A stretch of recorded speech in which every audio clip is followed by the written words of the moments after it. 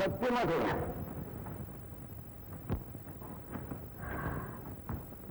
உங்க பேரு? கருப்பண்ண. தொழில்? தோல் வியாபாரம். தோல் வியாபாரம். உங்களுக்கு கல்யாணம் எத்தனை வருஷம் ஆச்சு? 15 வருஷம் இருக்கும். உங்களுக்கும் உங்க வயசுக்கும் சுமுகமான உறவு இருந்ததா? ஆரம்பத்தில் இருந்தது, அப்புறம் இல்லை. அப்புறம் இல்லாம போனதுக்கு காரணம்? உங்களுக்கு தான் தெரியும், இந்த பொம்பளைங்க சின்ன சின்ன விஷயத்துக்கெல்லாம் சண்டை போடுவாங்க. பொம்பளை இந்த சின்ன சின்ன விஷயத்துக்கெல்லாம் சண்டை போட மாட்டாங்க. அது ஏதாவது பெரிய விஷயமா இருந்திருக்கணும். உங்களுக்கு கெட்ட பழக்கம் ஏதாவது உண்டா? அப்படி ஒன்றும் கெட்ட பழக்கம் இல்ல. கொஞ்சம் குடிப்பேன். கொஞ்சம் குடிப்பீங்க போதுமே. அப்புறம் எப்பவாவது ரேஸ் ஆடுவேன். கொஞ்சம் ரேஸ் ஆடுவீங்க. அப்புறம் வேற ஒண்ணும் இல்ல. கொஞ்சம் பெண்களோட சம்பந்தம் கூட இருந்திருக்கணும். குடிச்சீங்க, கொடுத்துக்கிட்டா. ரேஸ் ஆனீங்க, அதையும் கொடுத்துக்கிட்டா. நிறைய பெண்களோட சுத்த ஆரம்பிச்சுட்டீங்க. அதை அவளால பொறுத்துக்க முடியல. எந்த பெண்ணாலையும் பொறுத்துக்க முடியாது. உங்க பழக்கமும் மாறல, அவ எதிர்ப்பும் குறையல. அவ உயிரோடு இருக்கிறதே உங்களுக்கு எரிஞ்சலா இருந்தது. அதனால ஒரு நாள் இரவு அவ தோட்டத்தில் இருக்கும் போது 3வது மாடியில இருந்து துப்பாக்கி எடுத்து அவளை சுத்த பண்ணல. 6 மாசத்துக்கு முன்னாலும் என் கண் பார்வை போச்சு. இந்த குழந்தை 3 மாசம் தான் ஆச்சு. அப்படி இருக்க 3வது மாடியில இருந்து குறிதவராம எப்படியெல்லாம் நான் சுட்டிருக்க முடியும்? உங்க கண் பார்வை எப்படி போச்சு? 1 வருஷத்துக்கு முன்னாலேயே அப்படியே மங்களா தெரிஞ்சுட்டு இருந்தது. போக போக சுத்தமாவே தெரியல. அப்புறம் அப்புறம் என்ன, நான் சிவங்க சேர்ந்தேன். டாக்டர் நரசிம்மராவிட்ட ட்ரீட்மெண்ட் எடுத்துக்கிட்டேன். டாக்டர் நரசிம்மராவ். Yes proceed. நீங்க தானே doctor Narasimharao? Yes madam. Mister Karuppannan கண்ணில் என்ன கோளாறு? அதை என்னால டயக்னோஸ் பண்ண முடியல. நீங்க கண் டாக்டர் தானே? கண்ணில் இருக்கிற கோளாறு கண்டுபிடிக்க முடியாத டாக்டர் என்ன கண் டாக்டர்? கண் டாக்டர் மேடம். மிஸ்டர், உங்களால கண்டுபிடிக்க முடியல. அப்புறம் என்ன சொன்னீங்க? ஐ ஸ்பெஷலிஸ்ட் மிஸ்டர் ரங்கநாதன் தான் பேசுறேன். அவர் உங்களை விட வெட்டிக்காரர்? Yes madam. அப்ப நீங்க போலாம். டாக்டர் ரங்கநாதன், மிஸ்டர் கருப்பண்ணனுக்கு கண்ணு தெரியல? தெரியுது. அவருக்கு தெரியல, உங்களுக்கு தெரியல? அவனுக்கு தெரியுது. என்ன தெரியல? கண்ணு தெரியல. ஏன் தெரியல? அதைத்தான் என்னால கண்டுபிடிக்க முடியும். டாக்டர் ரங்கநாதன், நீங்க டாக்டர் நரசிம்மராவோட பெரிய டாக்டர்ல? No doctor. I have my own doctor. அவருக்கு கண்ணு தெரியலன்னு அவ்வளவு அழுத்தமா சொல்றீங்களே, அது எப்படி டாக்டர்? ஒரு பெரிய மனுஷன் கண்ணு தெரியலன்னு சொல்ற போது அது எப்படி பொய்யன்னு சந்தேகப்படுறது? ஓஹோ, அவரோட பெரிய மனுஷத்தனத்துல இருக்கிற நம்பிக்கை உங்க தொழில உங்களுக்கு இல்ல. அதனால்தான் அவரை சொல்றதை வச்சு அவருக்கு கண்ணு தெரியாது தீர்மானம் பண்ணி இந்த காட்சி சொல்ல நீங்க அப்படிதானே? மிஸ்டர் கருப்பண்ணன், நீங்களே உங்க மனைவியை கொலை சொன்னீங்க. இல்ல. உங்களுக்கு கண்ணு தெரியாதுங்கிறது போய் இல்ல. 1 வருஷமா திட்டம் போட்டு 6 மாசமா கூட நான் நடிச்சு 3 மாசத்துக்கு முன்பு இந்த கொலை செஞ்சீங்க. இல்ல. உங்களுக்கு கண்ணு தெரியும். தெரியும். மிஸ்டர் கருப்பண்ணன், இந்த புத்தகத்தை கொடுக்குறீங்களா? இந்த புத்தகத்தை கொடுக்குறீங்களா? இப்ப கண்ணு தெரியாது. மிஸ்டர் கருப்பண்ணன் கண்ணு பக்கத்தா இருக்குங்கிறது என்ன வாழ்க்கையே என்ன வாழ்க்கை? படுத்தருக்கு செலவழிச்ச பணத்தையே இன்னும் எடுக்க முடியலையே. ஊர்ல வேலையில்லாத்தையும் தாத்தங்கிறோம், அரசு பண்றாங்க, வேலைவாசி ஏறி போட்டுங்கிறோம். ஒரு பையன் தப்பு தண்டா பண்ண மாட்டேங்கிறோம். ஆனா அப்படியே பண்ணிக்கிட்டு மாத்திக்கிட்டாலும் நம்ம கிட்ட வர மாட்டேங்கிறாங்க. என்ன உலகம் தாயுது. ஒரு கேஸ் சட்ட தப்பு. யாரோ 4-5 பேர் நம்ம வீட்டு வரைக்கும் வந்துட்டு இருக்காங்க. ஆமாமா, வாட்டமா.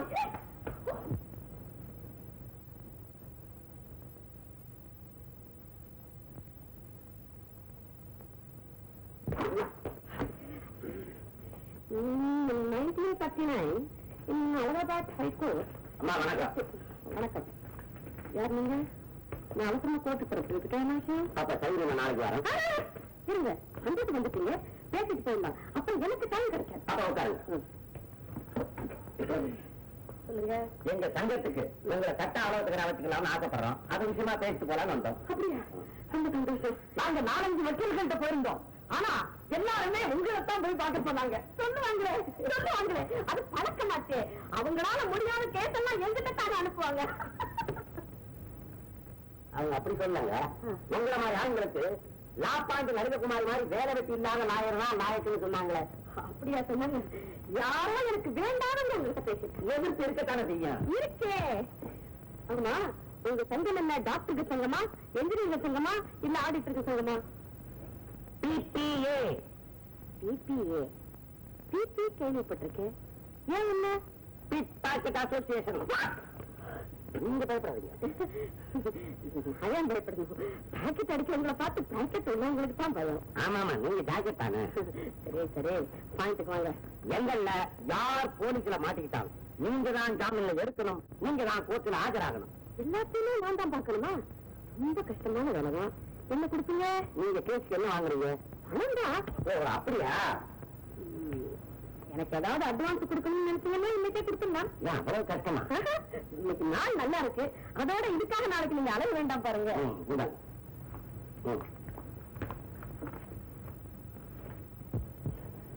என்ன இதெல்லாம்? உங்களை பார்க்க வர்ற வழியில நம்ம பசங்க கைத்திறமையை காமிச்சது. எல்லா படத்துலயும் அரையும் காலம் தான் இருக்கு. என்ன படத்துல என்ன? மாச கடைசி தானே, ஒருத்த மட்டும் தரல் 300 ரூபாய் வச்சுட்டான். எங்க எங்க? நீ 100 நோட்டை பார்த்தது இல்லையா? இது பாருங்க, 1 0 0 3 நோட்டு. இது உங்களுக்கு தான்.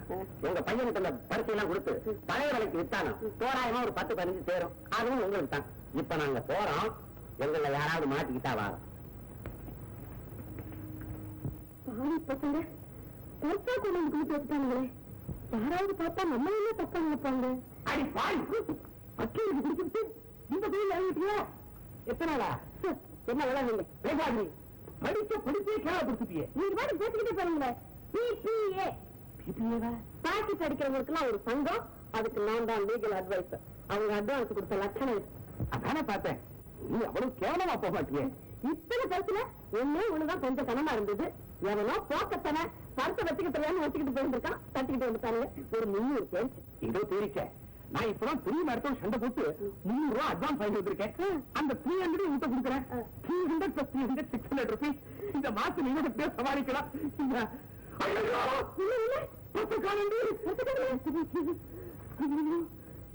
ஆமா, இது உங்க பரிசா? நோண்டு பார்த்தா தான் தெரியுமா? நினைச்சேன் இப்படி முட்டாத்தனமா பரிசு பறிக்கிறதுக்கு நீராட்டா இருக்கணும். சரியா போச்சு. எனக்கு கொடுத்த அட்வான்ஸ் எங்கிட்ட சுத்தம் கிடைச்சு உனக்கு அட்வான்ஸ் கொடுத்துருக்காங்க. எப்படியோ நம்ம பணம் நம்ம வீட்டுக்கு வந்து சேர்ந்துருச்சு. என்ன பணம் நமக்கு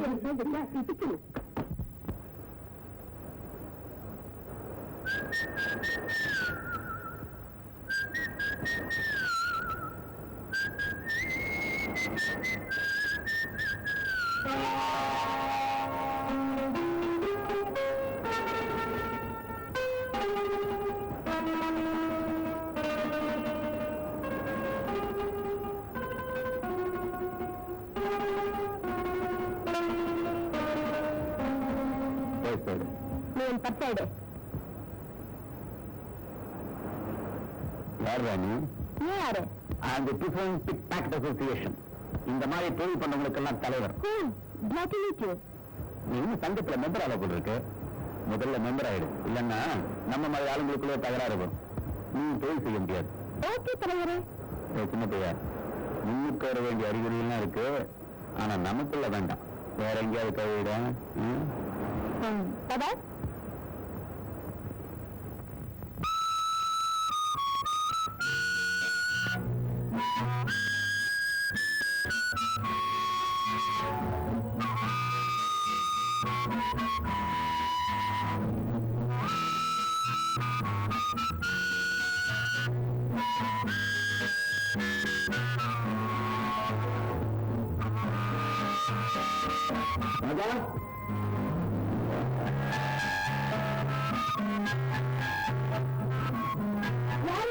எல்லாம் முதல் இருக்கும்.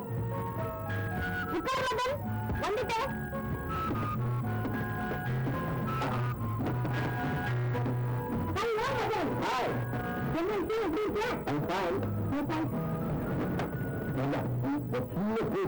காலத்தை கட்டிதான் இருக்குது. என் பேர் என்ன சொல்லுங்க? அதே அமிர்தம் விட்டாருங்க.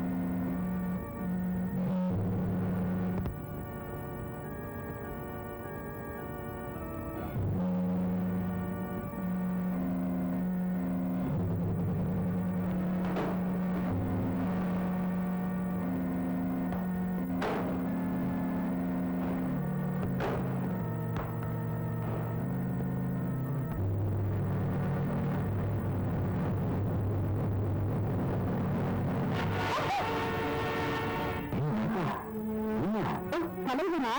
வாங்க வாங்க. இந்த நகை பத்திலாம் கல்யாணத்துக்கு நீதான் காரணமா?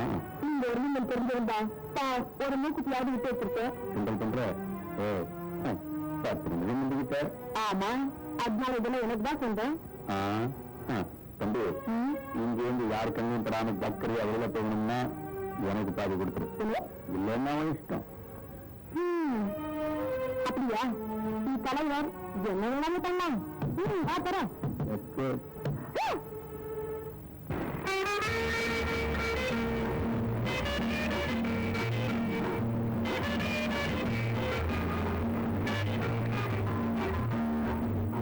இதான் உங்க வீடா? ஆமா. நாளைக்கு காலையில சரியா 10 மணிக்கு வருவேன். என் பங்கு படத்தை எடுத்து வை. கண்டிப்பா.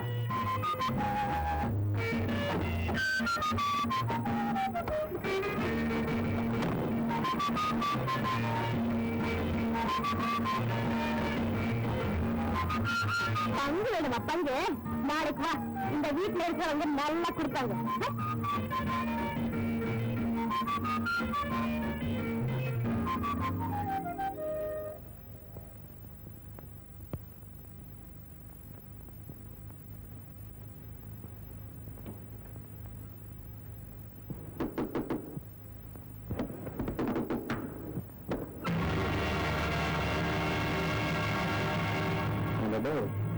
என்னடா அப்படி பாக்குற?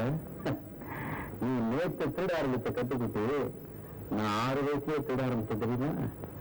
நான் காலையில வருவேன். பங்கு படத்தை தயாரா எடுத்து வைக்கிறியா?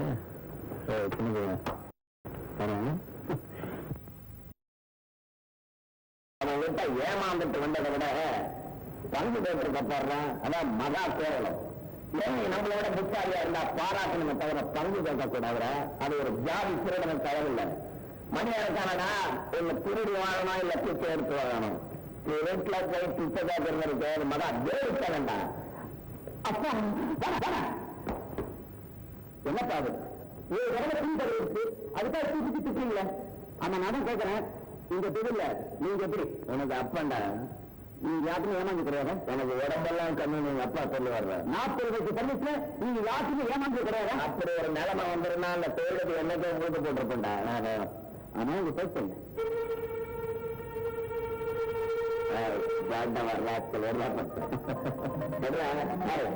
விளையாடாது. என்ன பிடிச்சிருக்க பையன் அப்பதான் எடுப்பேன். எனக்கு அப்பன் உடம்பெல்லாம் கண்ணு 40 வயசு சர்வீஸ் வேற. எப்படிப்பா பேச கோட்டை விட்டீங்க? அதே அதே யானைக்கும் அடிப்பதற்கும் இன்னைக்கு குட்டி யானைக்கு அடிப்படிச்சிருச்சு. பரம்பரை திருடம் எப்படியோ பாதிப்படுத்து. லட்சியத்துக்கு வெற்றி வேண்டாம். சின்ன கூடா கொடுத்தா கரெக்டா எல்லாத்தையும் கொடுத்துட்டேன். நீ ஒரு பெரிய சின்னடிதான். எனக்கு மட்டும் பூ கொடுத்தா போதும், வேற எல்லாருக்கும் கொடுக்குறியா? வேற யாருக்கு நான் பூ கொடுக்கலையே. அந்த மோகன் எப்படி வந்தா? மோகனா? அவன் எப்படி வந்தா? இருக்கட்டும், அந்த மோகனுக்கு நான் யாருன்னு காட்டுறேன். இந்தா உனக்கு சேர வேண்டியது.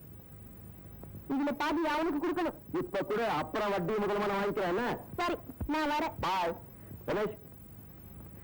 இது எல்லாத்தையும் அப்படியே உருக்கி வேற நகையா மாத்தி. என்ன புனர்பூசம், பூசம், ஆயில்யம், மகம்.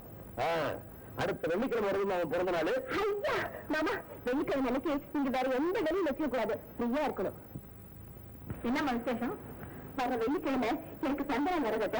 ஆமாம்மா, நான் மறந்து போயிட்டேன். அன்னைக்கு மாமாவும் நானும் காஞ்சி காமாட்சி கோயிலுக்கு போயிட்டு வரலான்னு இருக்கோம். காமாட்சி அம்மனை பாக்கிறதுக்கு மாமா இருக்கம்மா, அத்தங்க வரணும். அங்கதான் வரதராஜ பெருமாள் இருக்காரு. ஏதாம்பரேசனும் இருக்காரு. தாராளமா போயிட்டு வாங்க. ஆமா, உன் பிறந்தநாள் என்னையமா ஒதுக்கிட்டேன். அதுவும் ஒண்ணு மாட்டேன். உங்களுக்கு எத்தனையோ வேலைகள் இருக்கும். உன் பிறந்த நாள் வருவா. என்னங்க, பசங்க பர்த்டே கிராண்டா கொண்டாடும். அதுக்கு நான் ரெடி. அத்தை, இதுக்காக அனாவசிய செலவு.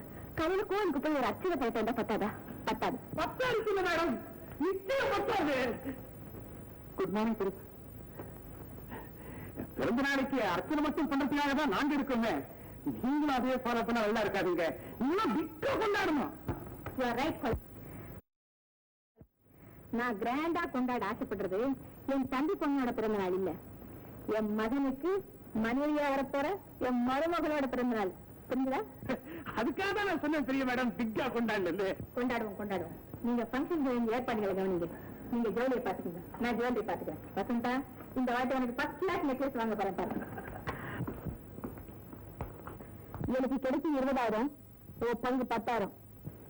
பங்கு கேட்கறதுக்காக நான் வரல, வேண்டான்னு சொல்லிட்டு கொடுத்துக்கா வந்திருக்கேன். செய்யறது திருட்டா இருந்தாலும் அதுல ஒரு கொள்கையும் நேர்மையும் எங்க அப்பா சொல்லிருக்காரு. அடுத்தவன் சொத்துக்கு போட்டி போடுற தொழில் இது. யார் முந்திக்கிறாங்களோ அவங்களுக்கு தான். நடத்துமா? வீட்டுல நான் முந்திக்கிட்டாலும் நான் பத்திரமா திரும்பி வரக்கு நீதானே உதவி பண்ண. அதனால நான் ஏதாவது உனக்கு பண்ணணுமே. உன்கிட்ட ஏதாவது திட்டம் இருந்தா, அதுக்கு ஒரு ஆள் தேவை இருந்தா நான் ரெடி. திட்டம் இருக்கு, தேவை இருக்கு.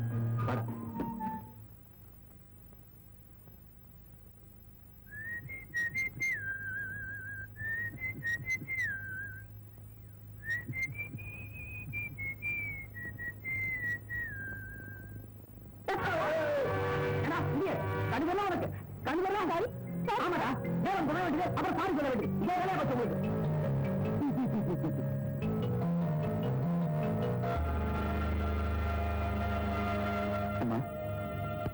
உங்களுக்கு ஒண்ணு அடிப்படலையே? இல்லப்பா, எனக்கு ஒண்ணு இல்ல. அடி நெக்லஸ் பட்டிருக்கான்னு பாக்கணும். இதுல நெக்லஸ் காணல. நெக்லஸ் காமா தலை சொல்லி பாருங்க.